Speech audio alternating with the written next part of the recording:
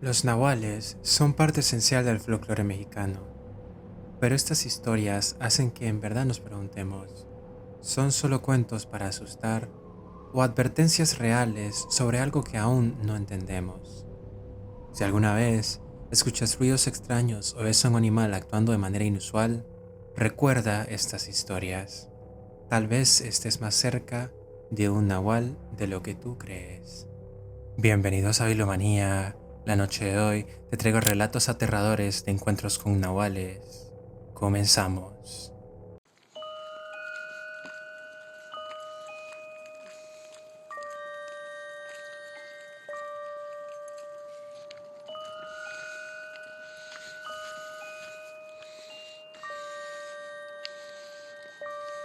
En el corazón de las montañas de Oaxaca, en un pequeño pueblo llamado San Gabriel, corría una leyenda sobre un nahual. Los ancianos contaban que este ser, mitad hombre y mitad animal, rondaba los alrededores del pueblo desde tiempos inmemoriales. Algunos decían que era un protector de la naturaleza, mientras que otros aseguraban que era un espíritu maligno que se alimentaba de almas errantes. Elena era una joven periodista que había escuchado historias sobre el nahual desde que era una niña. Motivada por la curiosidad y su deseo de desentrañar la verdad detrás de los mitos, decidió viajar a San Gabriel para investigar.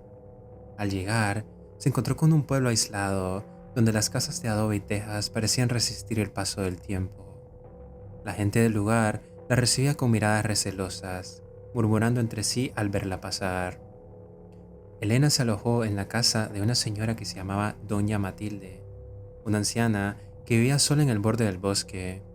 Matilde era conocida por sus vastos conocimientos sobre las tradiciones del pueblo, pero también por advertir a los forasteros de que se mantuvieran alejados de los senderos al caer la noche. Muchacha, no te metas en lo que no entiendes, le dijo a la anciana mientras le servía un tazón de atole. El nahual no es un cuento, es real. Él protege su territorio, pero si lo provocas, puede mostrarte su peor cara. Esa misma noche, Elena decidió ignorar las advertencias. Armada con su grabadora y una linterna, salió hacia el bosque, convencida de que los relatos eran solo superstición. El aire era gélido y la luna llena iluminaba los senderos entre los árboles. A medida que avanzaba, empezó a escuchar ruidos extraños, ramas crujiendo, un aullido lejano y el sonido de algo moviéndose entre los arbustos. Elena detuvo su paso cuando vio algo entre la penumbra. Un par de ojos amarillos la observaban desde la distancia. Pensó que era un animal salvaje y trató de grabarlo, pero de pronto la figura se irguió. Ahora era claramente humanoide, con un cuerpo cubierto de pelaje negro y dientes tan afilados como cuchillas. Antes de que pudiera reaccionar, la criatura emitió un gruñido profundo que hizo eco en el bosque completo. Elena retrocedió, pero tropezó y cayó, y cuando levantó la mirada, la criatura ya no estaba en ningún lado. El bosque se había sumido en un silencio absoluto, roto solo por el frenético latido del corazón de Elena. De vuelta en la casa de doña Matilde, Elena le contó lo que había vivido. La anciana no parecía sorprendida, en cambio, tomó su rosario y empezó a rezar. Te lo dije, niña, el nahual te vio y ahora no te dejará en paz, dijo la señora temblando. Él es el último de su linaje, una maldición y un protector a la vez, pero si alguien lo desafía, no descansará hasta hacerle pagar. Matilde le explicó que el nahual no era solo un hombre transformado, era un vínculo entre lo humano y lo animal, un ser que había renunciado a su alma para obtener el poder de los espíritus. Pero ese poder tiene un precio, la soledad eterna y un hambre insaciable por la esencia de los vivos. Durante los días siguientes, Elena empezó a notar cosas extrañas. Las puertas de la casa se abrían por sí solas en la madrugada. Encontraba huellas de garras cerca de su ventana y escuchaba pasos muy pesados en el techo por las noches. Cada vez que intentaba dormir, sentía que algo o alguien la observaba desde la oscuridad. Ella quería marcharse del pueblo, aterrada por lo que estaba viviendo, pero Matilde la detuvo. Ya no puedes huir, niña. El nahual te marcó y si te vas sin enfrentarlo, te seguirá a donde quiera que vayas. Solo hay una forma de romper el vínculo. Debes buscarlo y ofrecerle algo más valioso que tu alma. Desesperada, Elena siguió las instrucciones de la anciana y regresó al bosque al anochecer. Llevaba consigo una especie de ofrenda, un puñado de sal, una vela negra y un espejo antiguo, objetos que doña Matilde le había entregado. Al llegar al claro, donde había visto al ser por primera vez, encendió la vela y colocó un espejo frente a ella. La criatura no tardó mucho en aparecer. Emergió de las sombras, más imponente y aterradora que antes. Su respiración era pesada y sus ojos brillaban con un odio primigenio. ¿Qué quieres de mí?, preguntó Elena con su voz temblando. El nahual no respondió con palabras, pero su gruñido resonó como un trueno. De pronto se lanzó hacia ella, pero antes de que pudiera alcanzarla, la luz de la vela iluminó el espejo. La criatura se detuvo en seco y observó su propio reflejo. Elena vio cómo el nahual comenzaba a retorcerse, como si la imagen lo consumiera. Un alarido desgarrador llenó el aire mientras su forma animal se desmoronaba, dejando a un hombre de rostro cansado y ojos llenos de tristeza. Gracias, murmuró antes de desvanecerse en la nada. Elena regresó a la casa de Matilde, pero algo en ella había cambiado. Aunque había sobrevivido, sentía que una parte de su espíritu se había quedado en ese bosque. Cuando intentó contar su historia, nadie le creyó, pero las noches nunca volvieron a ser iguales. En sus sueños, aún veía esos ojos amarillos, observándola desde la penumbra.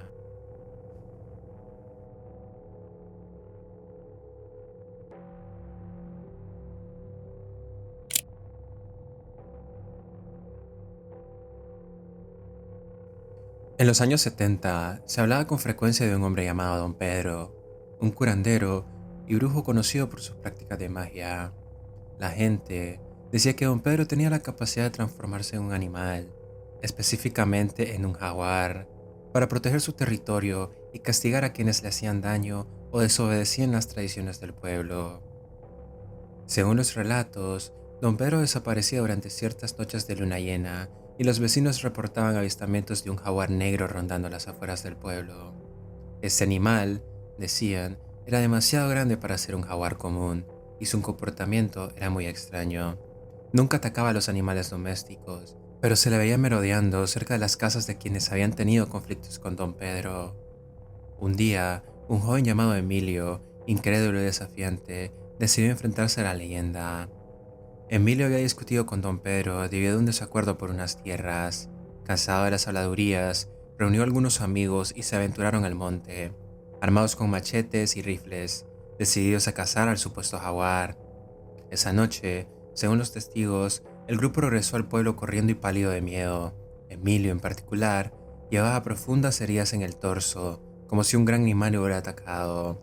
El joven afirmó que había encontrado el jaguar, pero cuando le dispararon, este no cayó muerto. En lugar de eso, el animal se transformó en una figura humana y los persiguió, gruñendo con una voz que decía "no vuelvan acá". Emilio aseguró que el ser tenía los ojos brillantes y una fuerza descomunal. La historia no termina ahí. Al día siguiente, los vecinos encontraron a don Pedro en su casa, descansando, pero con heridas similares a las que Emilio describió haber infligido al jaguar. El curandero no quiso dar explicaciones, pero las marcas en su cuerpo y su actitud aumentaron los rumores sobre su capacidad de transformarse. Don Pedro murió años después, y aunque nunca admitió ser un nahual, la gente del pueblo cree que se llevó su secreto a la tumba.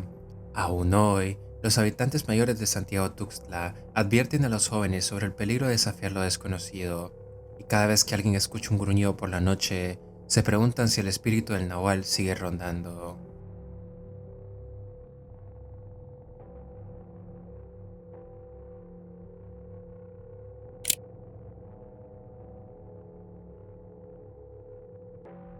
En un rincón perdido de Jalisco, donde el aire se carga con el aroma de las flores silvestres y el ulular de los búhos rompe la quietud de la noche, se encuentra el rancho de las sombras. Mi abuelo, don Ramón, lo heredó de su padre y con el tiempo se convirtió en un refugio familiar para los fines de semana. Sin embargo, pocas veces alguien se quedaba a dormir ahí. No era solo por lo incómodo de las viejas camas o por la falta de electricidad, sino por las historias que rondaban aquel lugar. El rancho Había adquirido su nombre no por casualidad. Según contaban los vecinos, en las noches de luna llena, las sombras en los alrededores parecían tener vida propia. Don Ramón siempre decía que no tenía nada que temer, que los cuentos de nahuales eran tonterías, pero después de aquella noche, ni siquiera él volvió a mencionarlo. Era verano y mi primo Rodrigo y yo habíamos decidido quedarnos a pasar unos días en el rancho. Ambos éramos aficionados a las historias de terror y queríamos comprobar por nosotros mismos si todo aquello de los nahuales era real. Llegamos al atardecer, cuando el cielo comenzaba a teñirse de naranja.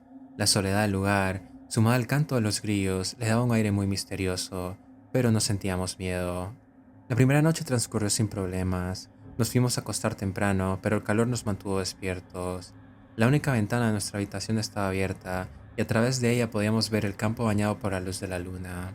En algún momento escuchamos un ruido. Era una especie de ladrido, pero no uno normal.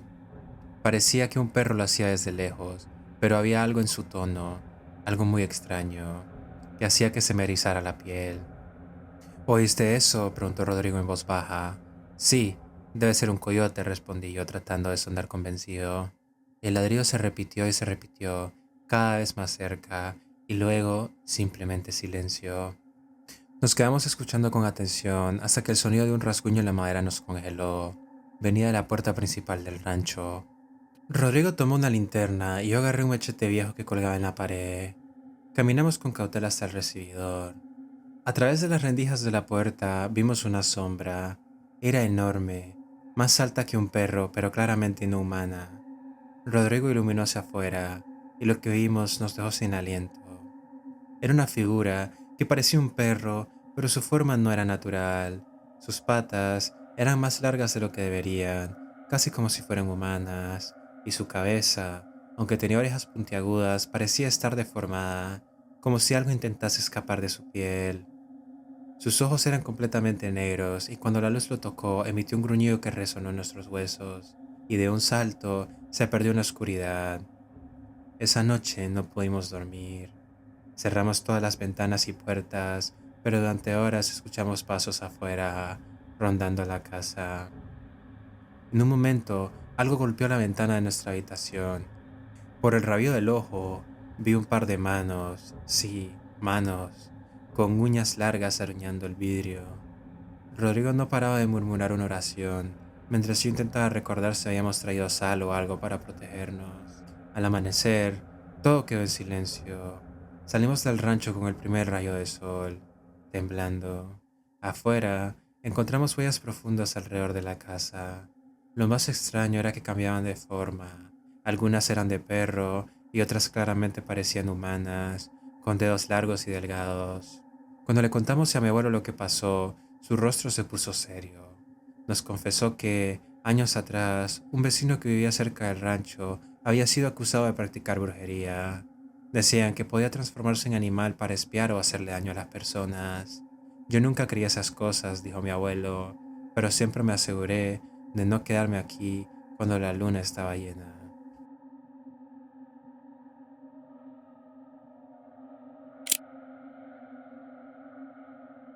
Había pasado un largo día de trabajo y mi única intención era llegar a casa y dormir. Era ya entrada la noche cuando tomé un atajo por el camino viejo, una carretera secundaria apenas iluminada que atravesaba una zona boscosa y casi siempre estaba desierta. El sonido de los grillos era mi único acompañante. A mitad del trayecto vi algo en la orilla de la carretera.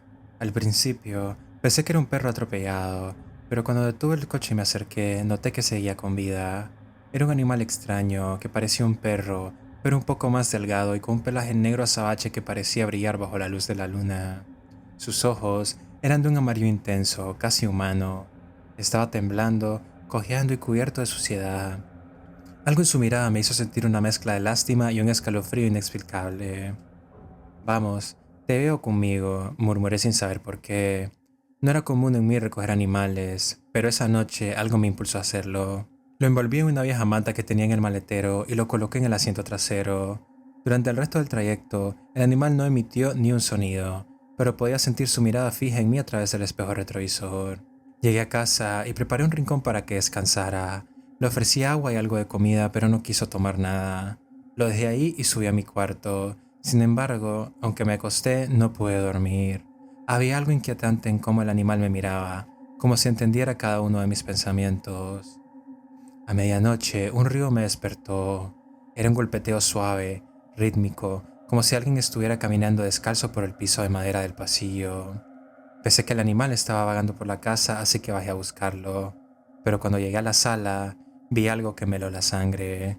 El perro ya no estaba en el rincón donde lo había dejado. En su lugar, había un hombre agazapado, completamente desnudo, con la piel tan oscura como el pelaje del animal. Su espalda era arqueada de una manera inhumana, y sus extremidades parecían demasiado largas. Y lo peor de todo eran sus ojos, los mismos ojos amarillos intensos que había visto en el animal. El hombre me miró y en susurro ronco pronunció mi nombre. No sé cómo lo sabía, pero lo dijo claramente, como si me conociera. Retrocedí unos pasos, paralizado. Antes de que pudiera reaccionar, el hombre dio un paso hacia mí. En ese momento, un ruido extraño comenzó a llenar la casa, un gemido bajo que parecía provenir de todas partes y de ninguna. El hombre comenzó a transformarse, su cuerpo retorciéndose de una manera antinatural. De nuevo, tenía forma de animal, pero esta vez era más grande, más amenazante, con dientes largos y afilados que brillaban bajo la luz tenue de la lámpara del pasillo. Sin pensarlo dos veces, corrí fuera de la casa y me encerré en mi coche. Y desde ahí vi cómo la criatura, ahora completamente convertida en un monstruo, se levantaba en dos patas y me observaba desde la ventana. Podría jurar que sonreía. Esperé en el coche hasta el amanecer. Cuando volví a entrar a la casa, todo parecía normal, excepto por una cosa. La manta en la que había envuelto al animal estaba quemada, reducida a cenizas en un rincón de la sala. Desde esa vez, cada vez que paso por el camino viejo, siento que algo me observa desde la oscuridad del bosque, y de vez en cuando encuentro marcas en mi puerta, arañazos profundos, como si una criatura hubiera intentado entrar. No sé si lo que me encontré fue un nahual o algo peor, pero aprendí a no recoger nunca más lo que parece un animal abandonado en medio de la noche.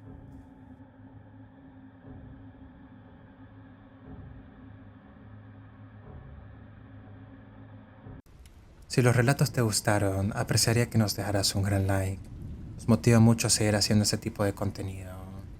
Si aún no estás suscrito, te invito a hacerlo, ya que nos ayudarías a llegar a nuestra meta de 500 suscriptores antes de que acabe el año.